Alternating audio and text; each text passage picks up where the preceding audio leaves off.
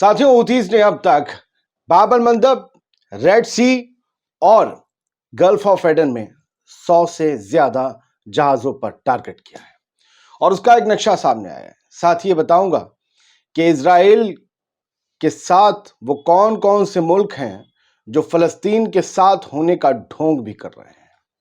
साथ ही कुछ और आपको इंटरेस्टिंग फैक्ट्स बताने जा रहा हूं यमन के हूतीस से जुड़े हुए। इस छोटे से वीडियो को आखिर तक देखिए, बस इतनी सी इल्तिजा और कुछ नहीं, कुछ लेकर ही उठेंगे आप। देखिए, map of ship attacks in the Red Sea and Gulf of Aden from Yemen, the number of attacks has reached hundreds. लिख रहा है ना, 100 से ज्यादा ये अटैक हो चुके हैं। और ग्रे डॉट जो है वो इस मैप को अब जरा जूम इन करके देखिए। जो इसमें ग्रे डॉट दिख रही हैं ये वो डॉट हैं जो मिसाइल तो मारे हूथीज ने, जहाजों को रपटाया तो, लेकिन ये जाकर लगे नहीं जहाजों पे, आसपास गिर गए। और रेड डॉट्स वो हैं जो हिट हुई हैं सीधे जहाजों पर जाकर। यानी नवंबर के आखिर से जो अपने हमले यमन के हूथीस ने शुरू किए थे गजा के मजलूम फलस्तीनियों के हक में इजराइल के खिलाफ, वो अब यहां तक आ पहुंचे हैं कि आप देखें कि वो गल्फ ऑफ एडन से लेकर और रेड सी के किनारे तक, बाब अल मंदब में तो बीच में तो सबसे ज्यादा, यहां पर इतने हमले किए हूथीस ने कि सुजा डाली है, लाल कर डाली है। और ये सारे उसी की निशानियां हैं, ये डॉट्स जो हैं। फिलहाल ये खबर इतनी बड़ी तो नहीं थी, लेकिन मुझे लगा कि आपको इसलिए जान लेना जरूरी है क्योंकि रोज ही हम बता रहे हैं, इसलिए बड़ी नहीं थी, लेकिन ये एक फिगर हो गई है 100 से ज्यादा, इसलिए आपको बताना जरूरी है। अब जरा एक अहम पहलू समझिए, और ये सोमालिया का अखबार है, सोमाली गार्जियन, इसकी ये खबर है। और इस खबर को आप समझ लीजिए, मोगादिशु से छपता है, वहां की राजधानी से, कि यूनाइटेड अरब एमिरेट्स, जहां पर अबू धाबी और दुबई हैं, वो एक नई इलीट यूनिट फौजियों की बना रहे हैं जिसमें 3000 फॉरेन रिक्रूट्स होंगे, विदेशी लड़ाके होंगे। ऐसा क्यों, कहां के होंगे, ये बताया गया है इस खबर में। The United Arab Emirates is setting, अच्छा मैं हिंदी में पढ़ देता हूं थोड़ा सा। इंटेलिजेंस ऑनलाइन की एक खबर है जिसके हवाले से मोगादिशु के अखबार ने ये खबर छापी है, सोमाली अखबार ने। और इन्होंने बताया है कि यूनाइटेड अरब एमिरेट्स ने पूर्व फ्रांसीसी कमांडोज की मदद से, फ्रांस के एक्स कमांडोज की मदद से लगभग 3 से 4 हजार विदेशी रंगरूटों की एक नई स्पेशल यूनिट बनाने की कोशिश शुरू कर दी है। इस पर काम शुरू कर दिया है। 3 से 4 हजार इसमें विदेशी जो होंगे इस नई यूनिट में होंगे। और ये लड़ेंगे कहां, तभी तो आप कहेंगे ये खबर क्यों लाया। ये लड़ेंगे आकर यमन में, किसके खिलाफ? यूनाइटेड अरब एमिरेट्स की प्रॉक्सीज काम कर रही हैं यमन के अंदर। उन्हें बिजनेस का घाटा हो रहा है ना रेड सी की तरफ से। वो चाहते हैं कि यमन के हूथीज के खतरे को हमेशा के लिए खत्म कर दिया जाए। हालांकि उनके कंटेंडर्स हैं सऊदी अरब वगैरह, लेकिन फिर भी यहां पर जो है उनके राइवल्स हैं, माफ कीजिएगा। फ्रांसीसी विदेशी सेना के मॉडल के आधार पर ही इस स्पेशल यूनिट की भर्ती प्रक्रिया जुलाई के मिड में शुरू होगी और 2025 में जाकर खत्म होगी। जब ये विशेष इकाई यानी कि स्पेशल यूनिट फौजियों की बनकर तैयार हो जाएगी, तब इसे सोमालिया और यमन में डिप्लॉय किया जाएगा।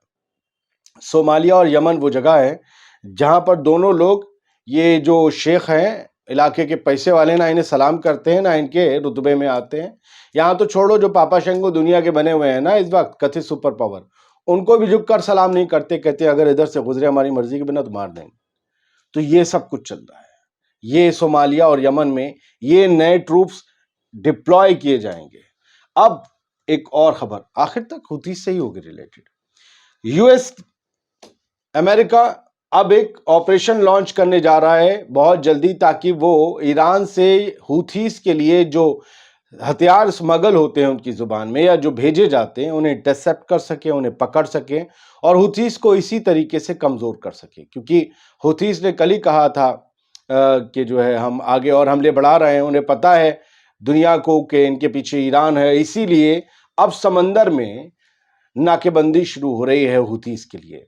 द यूएस, ये खुद ईरान ऑब्जर्वर ने छापी है, the US defence official also says that it's definitely challenge in an area as the one we are describing to identify all these craft. वो ये कह रहे हैं कि हाँ, ये आसान नहीं होगा कि इतने बड़े समंदर और इतने बड़े एरिया में हम उस जहाज को या उन बोट्स को पकड़ लें जो हूतीस के लिए या किसी के लिए हथियार लेकर जा रही हैं, लेकिन हमें ये करना होगा क्योंकि हमें भविष्य के खतरों से निपटना है। एक इंटरेस्टिंग फाइंडिंग्स जो हैं वो पब्लिश हुई हैं ऑयल चेंज इंटरनेशनल में। अब आप यहां से समझ जाएंगे कि वो लोग जो गजा और फलस्तीनियों के साथ खड़े होने की खोखली बातें कर रहे हैं वो असल में इजराइल से पीछे वाली मोहब्बत कितनी कर रहे हैं पीछे से। आप देख लीजिए, ये है स्प्रिंटर फैक्ट्री ने छापा है, Israel has received 3 JP-8 jet fuel tankers since the start of war from the US military. ये बाकी अभी आप वो कंट्री आएंगी जिनसे आप चौंकेंगे। पहले आप यूएस की समझ लिए, इन्होंने JP-8 फ्यूल दिया। JP-8 फ्यूल टैंकर में लगभग 30 से 40 हजार फ्यूल आता है और ये एयरक्राफ्ट के लिए होता है, फाइटर जेट्स के लिए एक तरीके का कैरोसिन होता है, ये जो मैंने इसके बारे में पढ़ा है। तो ये है ऑयल चेंज इंटरनेशनल में छपी एक रिपोर्ट, एक दिलचस्प रिपोर्ट के मुताबिक जंग जब से शुरू हुई है 7 अक्टूबर से गजा में, तब से उसके बाद से इजराइल को अमेरिकी सेना से 3 JP-8 जेट फ्यूल टैंकर मिले हैं। अमेरिका जो गजा के लिए आंसू अब बहा रहा है। इजराइल को सुमेध पाइपलाइन के जरिए से कच्चे तेल की जो उसे ख्वाहिश थी कि इतना मिल जाए, उतना नहीं मिला, लेकिन फिर भी कंटिन्यूस तौर पर खूब तेल मिला। और ये पाइपलाइन कहां से जाती है, इसके जरिए तेल, ये कच्चा तेल कौन भेजता है? सऊदी अरब, यूनाइटेड अरब एमिरेट्स, इराक, जहां से भी हमले हो रहे हैं इनकी बेस पे, इराक और मिस्र जो समझौते करा रहे हैं वो भी तेल भेज रहे हैं। ये पाइपलाइन इन 4 मुल्कों से गुजरती है, यूएई, सऊदी अरेबिया, इराक और मिस्र। अच्छा, इसमें एक और फैक्ट ये है कि युद्ध, अभी आप देखिएगा कितने लोगों के नकाब नुश्ते हैं। जंग शुरू होने के बाद से इजराइल को जितना भी कच्चा तेल और फ्यूल सप्लाई हुआ है उसमें ज्यादा से ज्यादा कच्चे तेल की आपूर्ति पता कहां से हुई है? नाम सुनिएगा, अजरबैजान, भाईजान, अजरबैजान, कजाकिस्तान और गैबॉन।